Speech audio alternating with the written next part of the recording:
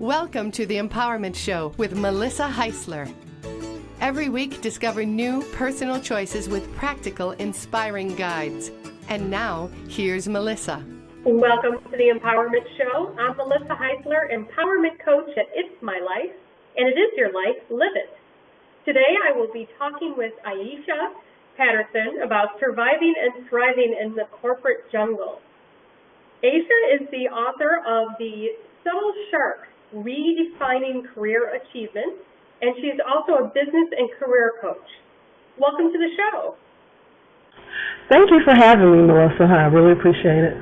Well, I'm very excited to talk to you. I am all about empowerment in the workforce, and I know that is something that you also share and have a passion for. Definitely. Excuse me. I definitely have a passion for it. I think that it's important for employers and bosses and supervisors to empower their employees and get ideas from them. It actually helps the bottom line that can move the company forward. So that's a really great point. I actually read an article this morning that was talking about a new way of doing business. And one of the things they said was the old way is kind of that fear and seeing that kind of keeping all the information close at hand, where the new paradigm is moving more to an open workplace. So really seeing what individuals are contributing to the workforce and seeing how that benefits the business. Exactly, yeah. So like you said, the article mentioned that there's a shift, and it's going away from that. I'm the boss. You do what I say. You don't question, my authority. You don't, ask any questions. You just, go forward and do. Whereas now it's becoming more of, what suggestions do you have? What kind of input can you add to the situation to make the workplace better, to make the customer experience better? A lot of companies, especially bigger companies where there are different levels of employment and different levels of employees, you have those employees that work directly with your customer, but some companies don't realize that those are people that you're talking to. Those are the people that you should be getting your ideas from, because they're the ones interacting directly with the customer. When I was still working for Best Buy, we kind of had to say, it sounds good on paper, but, in practical application, it may not work. So it's important to get those ideas from the people who are actually doing the work and actually interacting with your customers. Absolutely. That frontline information is priceless. And I think, unfortunately, there's still so many companies that don't see the power and the information that comes from the people who are interacting with the customers on a daily basis. And I think that this leads into one of the premises that you preach about, which is about being a leader no matter your job title. So how does that tie in? Top down may not be open for ideas, but no matter where you are, can you be a leader and can you bring things to the surface? Yeah, so depending on your work environment, and maybe a little bit more of a challenge to be heard. But when I talk about conducting yourself as a leader, it's focusing on your behaviors and your output as an employee, and then those things kind of get you noticed. So it's about little things like not doing a lot of gossip, or in downtime, not doing a lot of work if you're not being watched. It's about conducting yourself as if you're always on a stage, as if someone is always looking at what your performance is. And so even if no matter what your actual job is, for one thing, you need to do it the best that you can, and then there to see where you can use your skills in other ways. Is it helping in another department? Is it asking your boss for more responsibilities? Is it counseling your coworkers if you do something wrong, or that may not be looked upon favorably? Then maybe advising them. You don't want to be too pushy about it, but just offering those types of things as far as helping others and taking on more responsibility are some of the things that I mean when I say that you should conduct yourself as a leader at all times. Absolutely. absolutely. And I think with that leadership, I love to work with people who take ownership for the company, no matter where they're at. So it's not only about, will this help them move up the ladder or not be caught slacking off with some of the examples that you tell us, but it's really about taking ownership and pride in our work. And if we're going to show up to work 40 hours a week, we might as well do the best job we can. Exactly. We're looking for, long-term careers, so you want to add value to where you work so that company can thrive and you can you have a good chance of having some longevity with the company. So if you put in as much effort as you feel like a company should give to you as an employee, then everyone wins all the way around because you're showing your value, you're giving ideas that actually make the company better and can contribute to the longevity of the company itself and your career with that company if you choosing to stay there. And I think one way to have that desire to do your best work is to really be matched up with the right position. And I know you talk about being authentic in your job and finding the right match between one's personality and their position. Yes, I'm very passionate about that as well because so many people take jobs, just for the money. And I know with the economy hasn't been the way that it's been for, the last few years, it makes it a little more difficult to be choosy. But, if you have that opportunity to seek out those jobs where you feel like your skills will be utilized in the best way, those things that, you can bring out your passion for, the things that you really like to do, then, that helps in the long run. Sometimes you may have to take a quick job for be as income, but don't get so comfortable in that job if it's not what you're really passionate about or it doesn't really utilize your skills. I usually use examples like if you're a detail person, then don't take a you can't use those skills, or if you're, even more so, if you're not a detail person, then don't go after an administrative assistant's job because you're not really gonna do all that well at it most likely, or even if you do well at it, you're not gonna feel fulfilled by it because that's something that you don't really like to do, and so at some point you're either gonna be miserable on your job or you're not gonna do a great job at it and maybe end up getting, fired because of your lack of skill in that particular area. So it's important for us to kind of step back and think about the things that we really like to do and then find a job that at least the majority of the time you can do that, you can utilize those skills because, not every job is going to be 100% exactly what you like to do all the time. But if you can, make the majority of it what you like to do, then you'll have a much more fulfilled career, and it helps the company, it helps you, it helps relieve the stress because you're in there, digging in and figuring out if you like, solving problems, then you're doing that on a regular basis and contributing to the company as well as to your career advancement.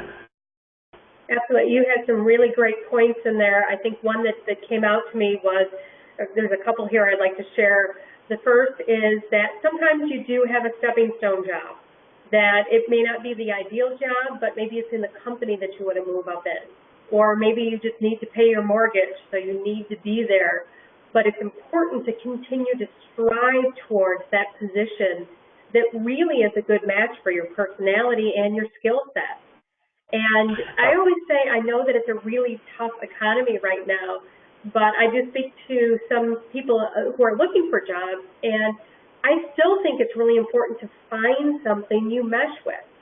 Because if you get a job and it's not something you can do well, or it's not something that ethically you like, or it's not the culture that you enjoy, you're not going to last there long. So even in a tough economy, I think it's important to find that position that matches you. Exactly.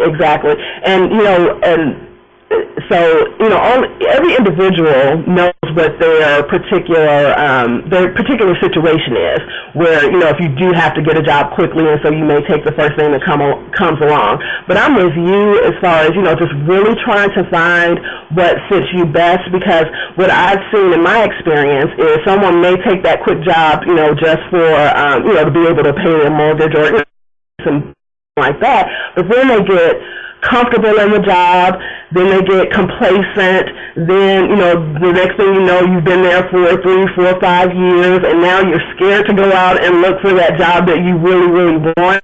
So if you get out looking for that job that really fits your skills, then you run a less likely chance of falling into a career that you really hadn't intended on, but you're comfortable to make a change. So I agree with you 100%. That even in an economy like this, there are a lot of jobs out there that may be better matches for your skill set than the first thing that comes along. So if you, really do your research and kind of dig in and be patient with the process, then hopefully you can find something that matches your skill set. Absolutely, and it's worth the try. It's either to do the effort to try to get something perfect and then have to settle back a little bit for a while than it is to give up from the get-go. So I think it's important that we try to get that ideal position. But what if somebody happens to be in one of those stepping stone positions, or in that situation where it's not ideal but the income is necessary? What are the ways that they can make the most out of their current position? So I love that question because, sometimes you are going to find yourself in that situation where you may have had to take a job, to generate income, or it is a stepping stone to a better job. So what I always encourage anyone to do is to do the best that you can at that job. Master that particular skill first. And then usually, if you've worked on a job for at least a few months, maybe even a little longer than that, you get at that job. So it may, when you first started out, it may have taken you 8 hours to complete a certain task, and now it only takes you 4 because you've gotten good at it, you've developed a rhythm, you know what you're doing now. So then now that frees up more time for you to explore the company a little bit more and see if within your department or within your location there are other jobs where you can just help out. Volunteer to fill in for someone while they're on lunch, or, volunteer to fill in for someone when they're on a break, or if they need to do something else, and ask for more responsibilities. And in that way, you can see what other jobs are available within the company and kind of test how you would do at that job without the pressure of it actually being your job to do. So you can, you can test it out a little bit, you can practice, you can learn without any type of pressure, and then that way, if a position actually opens up, then, now you've gotten some practice, and you can, in the interview, you can talk about how you've helped out doing that job before, and that might put you ahead of other candidates that maybe haven't tried that. So definitely first master what you're doing, and then look to find out about other positions and learn as much as you can about the company to see what else is out there. Definitely ask your boss for more responsibilities. Usually they can, tell you right away where additional help is needed, so you don't have to do that research on your own. But just ask around, volunteer to help, and then that helps to build your skills up and makes you more positioned for a new opportunity if it presents itself. Absolutely. I think that's great advice. It's really making the most of your position. Don't see it as being stuck in this, but see it as, what skills can you learn that you would not have learned had you not taken this position? It's all those great things to put on the resume. And I love the idea of, poke around in different departments or different people in your department, see what they're doing. And maybe you're not clear on what's perfect for you, and use the experience of being within a company to do a little research to find out what really resonates with you, what's really perfect for your skills. Exactly. Yeah, I'm sorry, that just gives you, you mentioned a really good point about, as far as testing out other positions and seeing what really fits, because sometimes on the outside looking in, a position, looks a certain way, or you may think it's easy, or you may think that you're good, realize until you're actually in that position that maybe, maybe this isn't ideal for me, or maybe this doesn't match my skill set. So being able to volunteer and help out during your downtime of your regular position kind of gives you that opportunity to see if this job really is for you or not. And then that way you'll know in the future not to necessarily apply for it if when you filled in for someone else, you're like, okay, you know what, this isn't all that it was cracked up to be, So then, you can make better decisions when new positions present themselves. Absolutely. And I know I worked with a nonprofit for a little while, and a lot of the individuals that I was working with were actually seeking positions. And so they were working with a nonprofit. It made it look on their resume that they didn't have a gap between employment, and they also were able to build up new skills that they weren't able to do otherwise. So whether you do some volunteer work or whether you take that less than ideal position, really utilize it for what's next for you, because you will look better to recruiters, you will be looking better to those people looking at your resume, that you are continuing to learn and grow and continue your skills and your abilities. Exactly. And I love that you brought up the volunteer work, because I have a couple of coaching clients that are, they're their current positions, and so they want to seek employment elsewhere, but they can't afford to just quit and then go on the job search.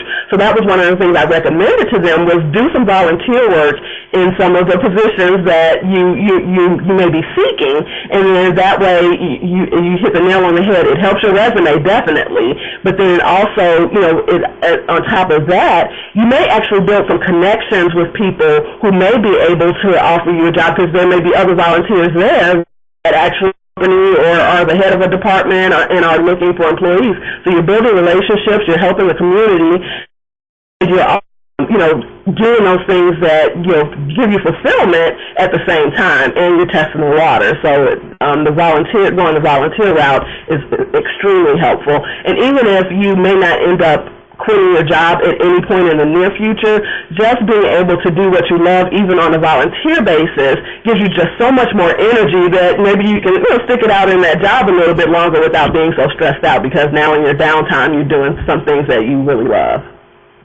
Absolutely. I think that's a really good point. That's something that I recommend to my clients often.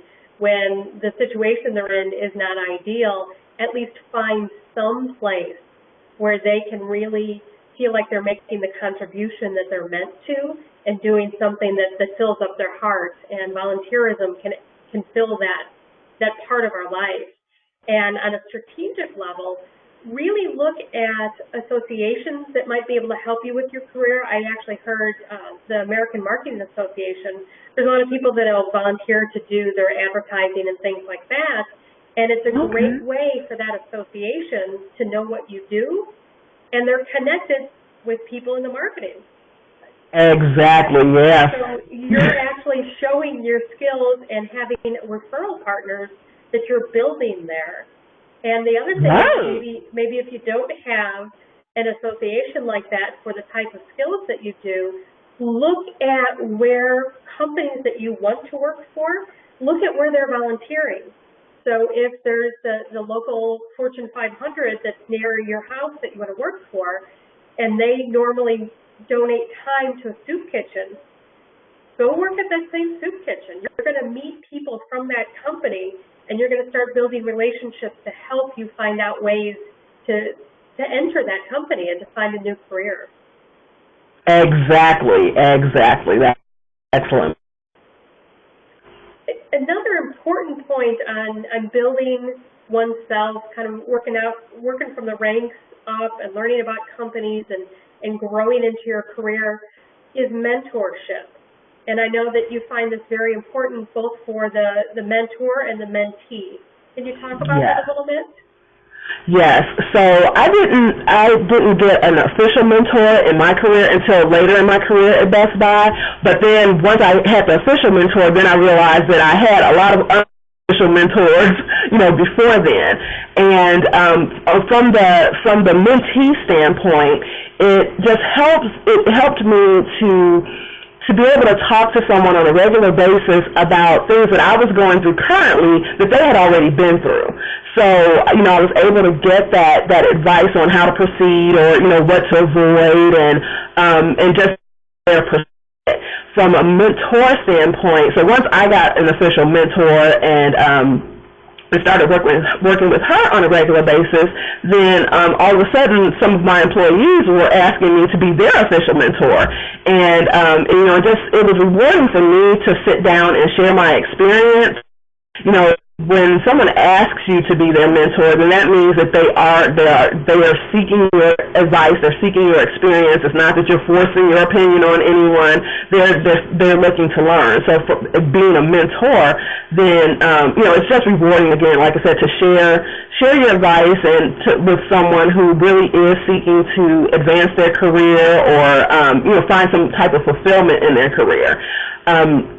And one of the things that I do make sure that anyone who is seeking a mentor understands is that the mentor should actually be trying to learn about you and your personality.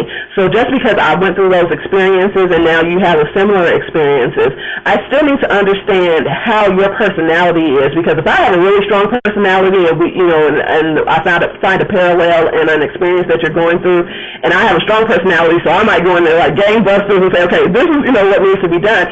If the person I'm mentoring doesn't have that type of personality, then me telling them to go in like gangbusters is not going to work for them. They may say okay during the mentor session, but they're not going to actually go and do it because that's not part of their personality.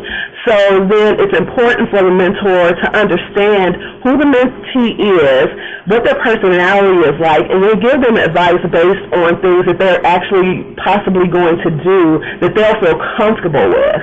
It's not about forcing your opinion on someone or forcing your personality on the person that you're mentoring. It's understanding where they're coming from and then guiding them in the best way that they feel comfortable with in taking that advice and utilizing that advice.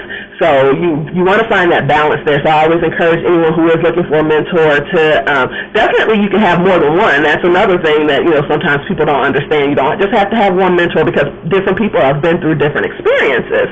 So it's okay to have more than one mentor, but then when you are looking for a mentor, to definitely seek someone who you respect, or even if you don't know them, maybe find out some things about them to make sure that the personalities can mesh in one way or another, and don't just pick the first person to come along. And then the other thing, especially if you're trying to find a mentor within your company, I try to encourage people not to don't be afraid to ask someone who may in a high-ranking position just because you think, oh, well, they'll think I'm a nobody, they don't know me, or they're not going to have time for me.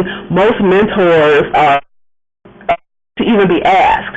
So even if they are in a high-ranking position, if they have the time, then just go ahead and ask. It won't hurt to ask and to see, and then you can get the benefit of their experience too. So don't be intimidated by someone's position when you're looking for a mentor as well. Absolutely. If you don't ask, it's definitely a no. You at least have a 50 shot if you ask. And exactly. I love the idea of having different types of mentors, because there may be different needs that you have. There may be the mentor that can help you with a certain skill set. There may be the mentor that helps you with the politics of the organization. There may be the mentor that helps you with your own self-confidence and leadership skills. So depending on what you need, there may be different mentors that you can go to that can help you through the process. Exactly. In my experience, I've had mentors that, like help me with my self-confidence and help me with a public persona and how to interact with people at different levels. And then as a manager of employees, then I needed a mentor who had managed employees before too. So the same mentor that could help me with the politics and those types of things may not have been able to help me with managing employees because they've never been through that experience before. So that's why I found value in having multiple mentors depending on the situation. So I encourage people to have professional mentors, personal mentors, anyone that can add, additional benefit for you. Just like you said, ask. The answer is no unless you ask. Right.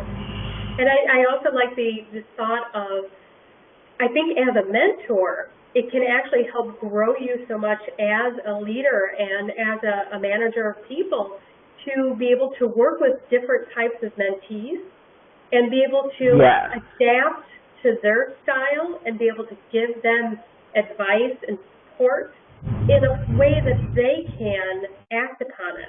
And I think that's really important when we start looking outside of ourselves and how we view the world and how we would approach it, and can begin to see that as they say, there's many different ways to skin a cat. And so we all have different skills and personalities, and by being open to another person's style, it can actually teach something to ourselves when we're being the mentor. Oh my goodness, yes. I learned so much as I mentored people, and even now as I work with different clients and coaching them, I learned a lot myself. And I think there's a saying where someone was talking about the more you teach, the more you learn. And that mentor experience is exactly what how I learned a lot more and how to deal with different personality types. And even when I was mentoring the employees that I had at the time, their personalities were so different, so I had to take a different approach with each one of them, and it helped me become a better person myself to be able to do that. So that's an excellent point. And maybe you can segue here and talk a little bit about your book, The Subtle Shark. Where did this idea for this book come up from, and who is it ideal for? So the idea for the book, I never really I've always loved writings, but I mostly did poetry. And so I never really thought about writing a book until I was leaving Best Buy. And what inspired me, as I started out at Best Buy as a part-time cashier and actually worked my way up over the time that I was there, there weren't a lot of people who had done things the way that I had done them.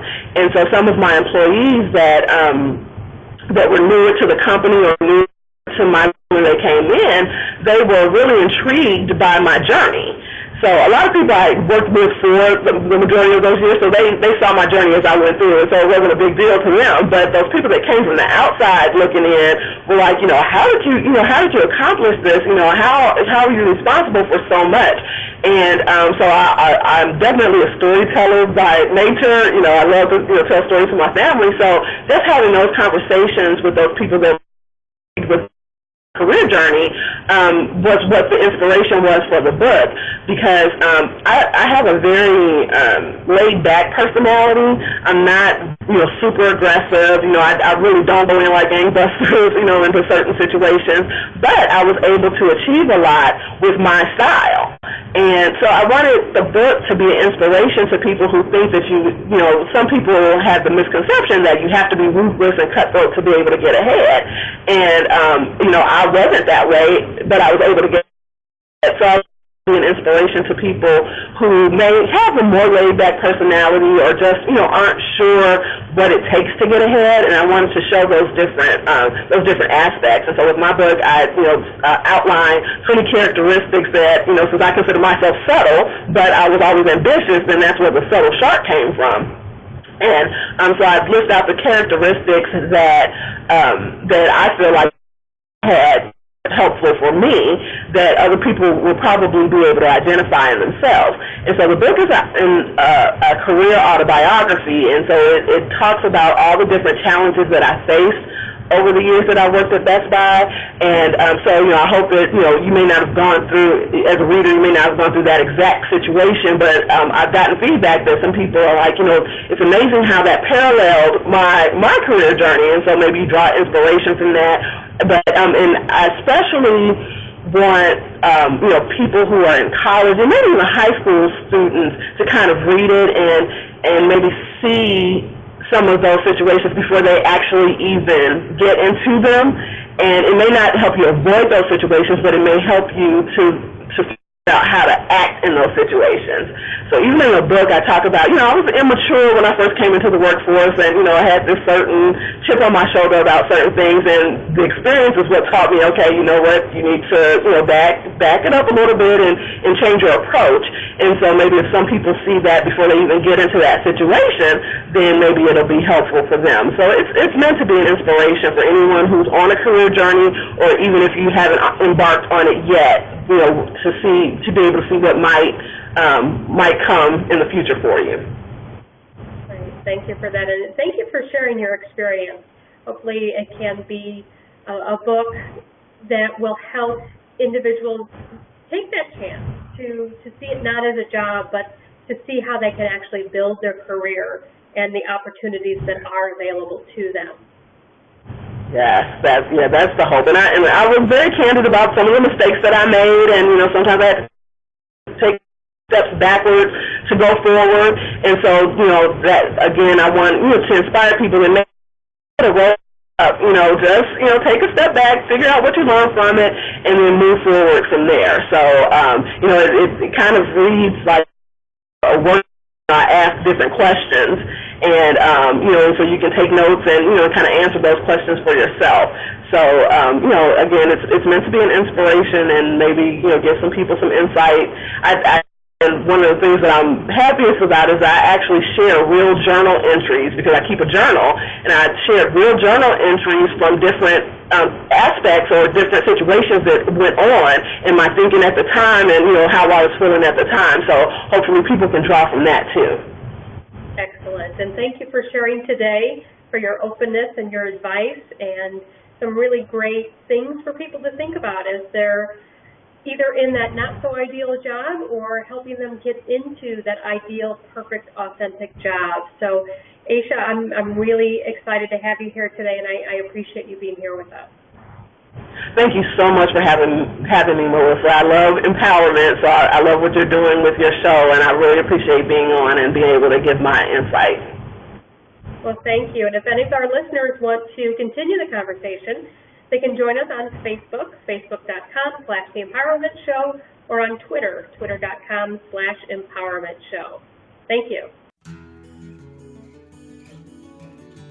Join Melissa Heisler next week right here at The Empowerment Show. Join the conversation at facebook.com/The Empowerment Show or twitter.com/Empowerment Show.